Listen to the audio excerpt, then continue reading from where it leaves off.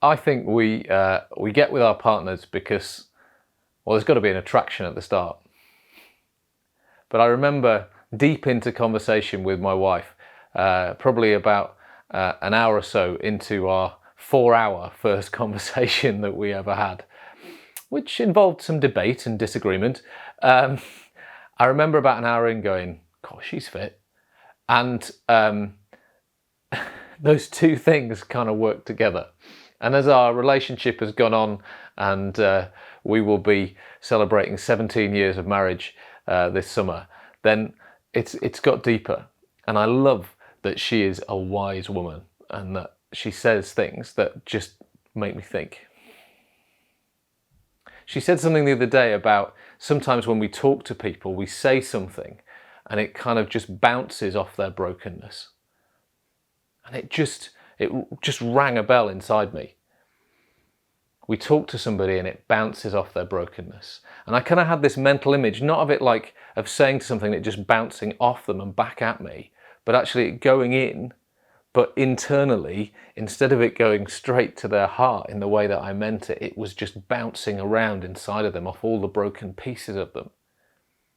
Sometimes when we try and say the kind, loving thing to somebody, we can't understand why they don't react to it in the way that we want them to, we'd like them to, they should do. Because it's bouncing off their brokenness. And sometimes when stuff's coming towards me, it bounces off the bits of me that are still broken. And I don't hear it or see it in the same way. And often that happens between me and my beautiful, wise wife. Often that's what happens in the closest relationships. Do you know what your brokenness is? Do you know what your damage is?